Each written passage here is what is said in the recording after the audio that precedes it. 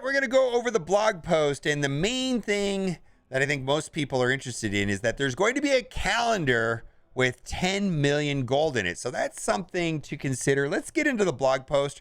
We're going to go over Shang-Chi and all of the goodies there. I got to feel that there's like a lot of information. There's going to be a minor rework when Shang-Chi is added to the Heroes for Hire team on Iron Fist and Luke Cage.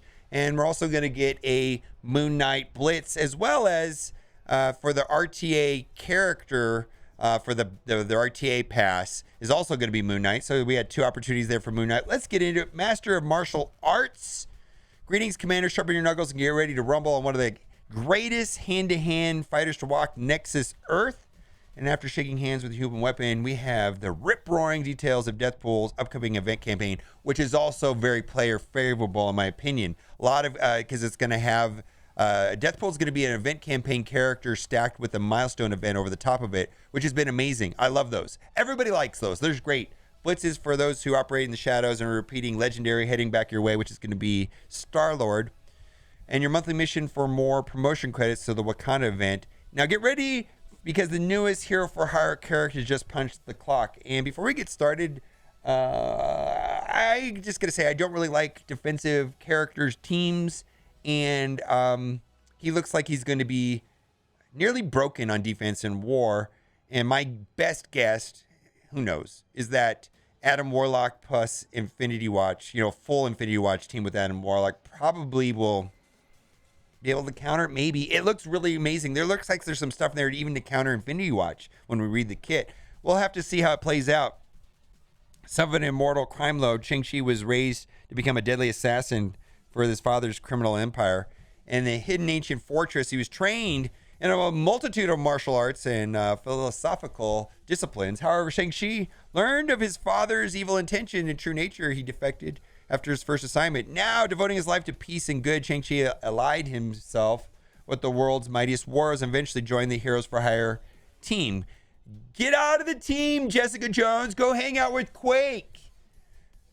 Shang-Chi is one of, if not the greatest hand-to-hand fighter on Earth. He's an expert in numerous martial arts, and his chi control allows him to strike with superhuman strength, as well as devastating impacts that would otherwise kill a normal person. He joins the Heroes for Hire team as a brawler who brings high health damage and speed to battles. His speed leads to frequent attacks, and those attacks punish enemy teams, fortified with positive effects. Infinity Watch has a lot of positive effects, which worries me that this Infinity Watch might even struggle against this.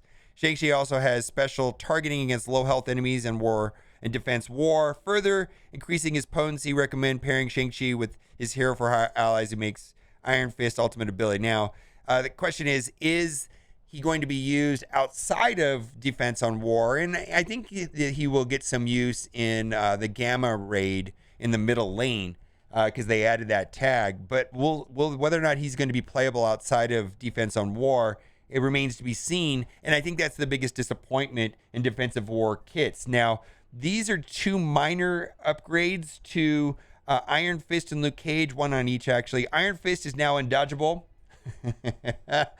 Iron Fist undodgeable. Wasn't that always the funniest thing when Iron Fist did that super duper move and it's all, the animation's all crazy and then he gets dodged? It'll be undodgeable when paired with Shang-Chi. In addition, Luke Cage will have a new taunt mechanic, and he'll gain taunt when a Heroes for Hire ally drops below 60%. And also, we're going to read the passive on Shang-Chi first, but he gives extra charges to Colleen and Misty. And when they have extra charges, they get extra resistance, which means that Silver Surfer probably won't be able to strip the charges off of Colleen because they're going to have higher... Oh, my God. We'll get into it. If you're already looking for revenge against the likes of Infinity Watch and Alliance War, which makes me wonder if it's not going to work, adding Shang-Chi to your Heroes Hire team will help you sprint to the front of the war arms race. Also, later in the post, it talks about they're going to release him initially for cores, like they did with Moondragon, I guess Maria Hill. You know how you can just buy them with cores before the packs come out, which is trash. Let's keep going. I mean, initially, and then we'll see how else he's released. Punch a hole through the enemy with Shang-Chi. Traits, Hero City, Skill. How many skill characters we had in a row?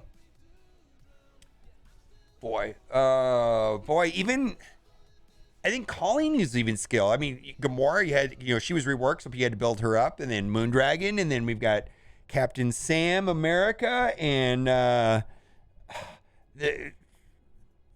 Maria and Sharon Carter. My goodness, right? Everything's. I mean, I'm experiencing a severe skill. This is scarcity 101, by the way, but I'm having problems with the 14s on skill right now. We're gonna skip down to the passive and then work up. Master Martial Artist. When this character or any ally crits, gain 1 deflect up to a maximum 5. And so deflect is like 100% block when they have deflect.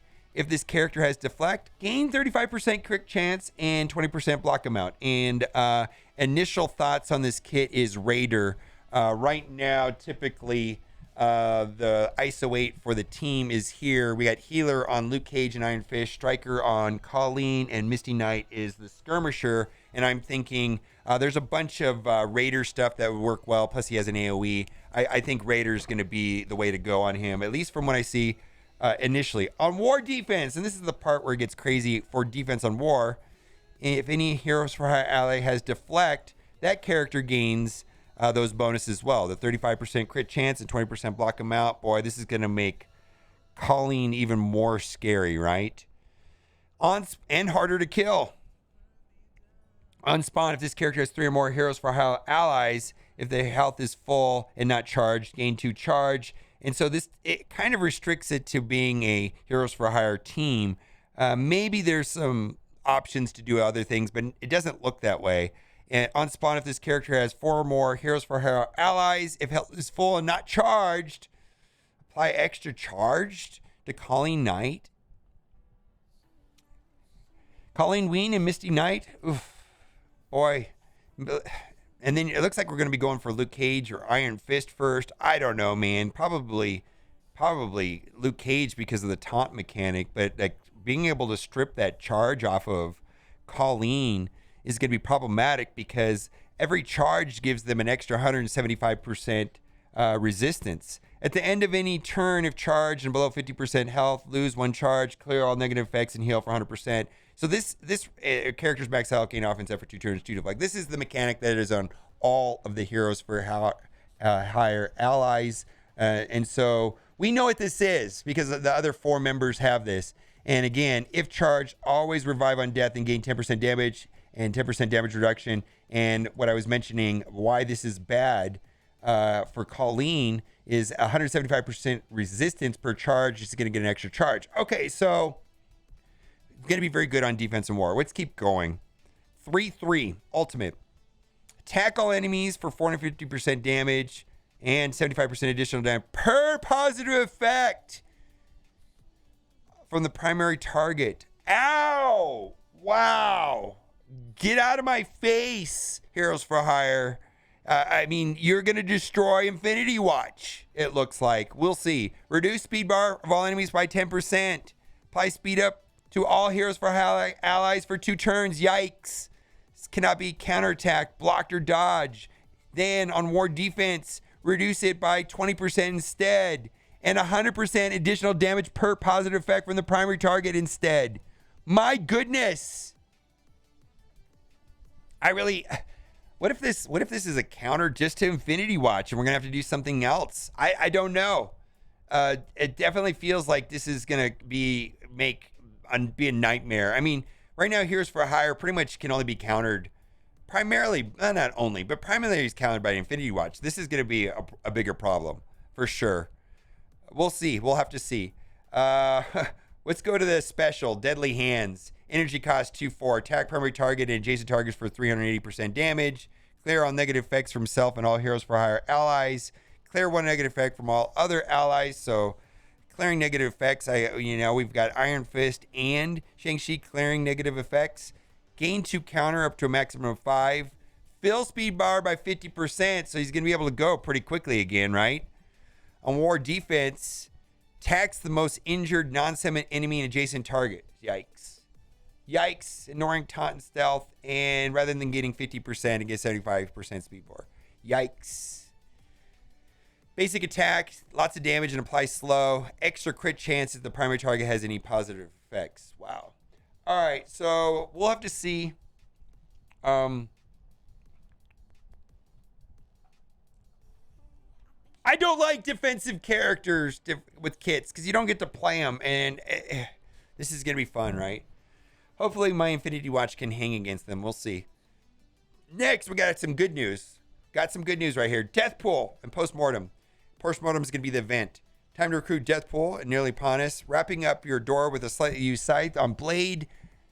Scythe Blade on August 20th at 5 p.m. is the Shadow of Death event campaign. Event campaigns, I believe, are the most player-friendly way of releasing characters. Running parallel with an event campaign and ending shortly before a campaign's conclusion will be the post-mortem milestone. So that's kind of like the vote for Loki.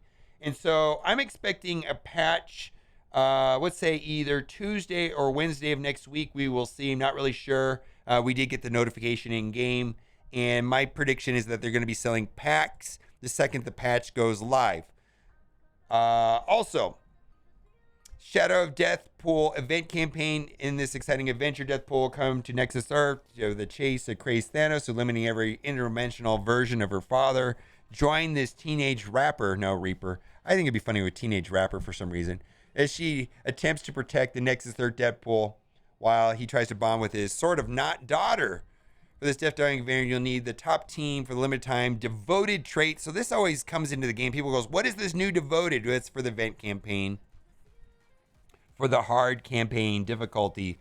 And just like Sharon Carter's event campaign, the medium difficulty has been reduced trait restrictions to make it more widely accessible. Now, we talked a little bit about the overlapping post-mortem milestones, which I think they started with the vote for Loki. I believe that was Phyla.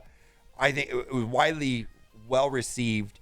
Score points towards a daily milestone for participating in the Shadow of Deathpool campaign. So the campaign will be running and battling. Bonus points for using Deathpool in arena and raids. Dig up rewards, including Origin Gear, Callus Ports, Orange Elite Orb Fragments, and this is the best part, T2 ISO 8 credits, which is mostly only, really it's only available in Doom Raids, right? Doom Raid 1 and difficulty 1.1. So this will be an alternate way of doing this. I think this is great. Also, gear crafting bug. Now, this was probably one of the most annoying bugs out there. And in fact, I know I've seen screenshots of people reporting this bug and customer support saying, oh, it's just the way the game is. It's by design. And they're finally fixing it. No, it wasn't by design. I'm not going to go into the details of how this bug worked because it should be going away. And they mention how it works. Specifically, the cost it is costing more gold to craft gear piece by piece than crafting the full gear. Yeah. Some people have told me that this has cost them millions and millions of gold all at once. So, right now, it's just better to craft the entire piece all at once. This was not the original design, and I believe this only happened with orange gear. It wasn't happening with purple. It happened only later. To compensate this, check this. We're upgrading the update gold calendar into a 2-week login calendar. 10 million gold. Everybody's pretty excited about this. 10 million gold. Now, if you take a character from 1 to 80 and then you upgrade all of the gear and do all the T4s, it is actually 10 million gold. Basically is not even enough to do one character. I think, I don't know have the exact numbers, but some people have told me that it's over 12 million to do everything to max out a character. So 10 million sounds like a lot, but really it's just enough to, for Shang-Chi or Deathpool, right? Probably I'll be using this gold for Deathpool. All right, Ultron Red Stars. So I'm still haven't been able to have any feedback yet on whether or not it's worth to take Ultron to 5 reds. I know that the data for his stats is on MSF.gg, and so I'm waiting to get some feedback from other people. This is something that I'm not personally interested in doing myself, but I'd love to hear how it turns out from the community, and I'll keep you posted. So they're going to be basically, I believe right now to go from 3 to 4 is... Someone told me it's 17 or 1800 dark promotion credits. And the way the dark promotion credits work is when there's a featured character, a character that has boosted drop rates at the 15%, like a new character just comes out, then you get like the normal dark promotion credits, which is not very high. And then they usually have a small pause in between characters. And when there's no boosted drop rates on characters, there's actually this 10x day where you get 10 times the dark promotion credits. But I personally have not had a reason to do that. Maybe this Ultron at 5 reds would be something to do, and they're also going to be boosting the cap, which initially when it came out was 1,500, then they boosted it to 2,000. Now they're going to boost it to 3,000. Okay, we'll see how this goes. I'll keep you posted. Strike Pass. Strike Pass is going to be Captain America Sam Wilson again. This is playing out like Polaris. So Polaris ended up being the main primary choke point for most people in getting Adam Warlock.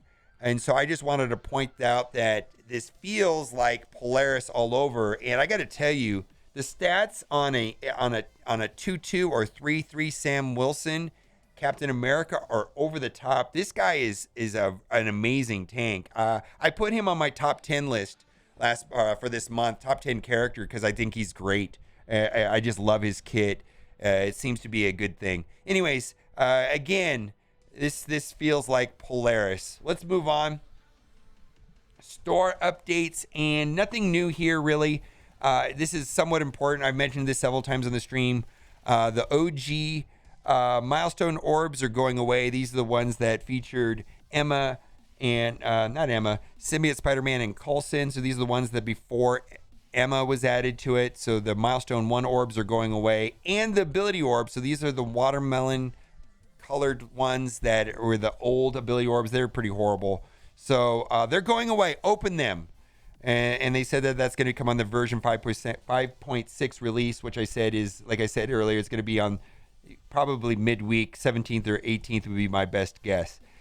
Make sure you open any of these remaining orbs now, and they'll be gone for good following their removal. And then they're going to make the Thor Siege costume will be available purchase with the standard costume credits. That's also something that's been coming up a lot. So like with the special color, you could get in this last event, you could get Daredevil and Gamora. And say, well, how do I get the hooded Gamora? We have to spend 2,500 of the standard costume credits to unlock not only the hooded Gamora, but also the triangular shaped shield for the original Captain America. So that's going to be happening. I think that's great. And then this part here is trash, in my opinion. 2 big names will be available purchased with power cores. Not a fan of this at all. I think this is horrible, actually. Silver Surfer with an appearance rate of 20%, as well as Shang-Chi will have a 100% appearance rate. So they did this with Moondragon and Marine Hill. I think they did it with multiple men also. I think this is terrible. I have not cored a character, and I'm not planning on doing it. Returning legendary events, we're going to have Star-Lord, and they're going to have double drops for him. Upcoming Blitz, we're going to have Agent Coulson, and more importantly, Moon Knight. And Moon Knight, I believe, is also going to be the RTA Pass character, which starts tonight. Bonus Flash events, double drops for the characters that help unlock Star-Lord. Don't forget that 2 times 0 is still 0. And then we also, upcoming, will have my favorite monthly Flash event, which is Chaos Theory for promotion credits, which requires Wakandans. What do you think? I think the best part of this blog post is the 10 million gold. Shang-Chi, defensive war. We're going to see how that plays out. Not a fan of the way he's being released. Deathpool, highly excited for her. Love the release method. Love the stacking milestone event on top of it. I think that's fantastic. All right, what do you think about this blog post? Let me know what you think in the comment section. And as always, thanks for watching. Keep on gaming.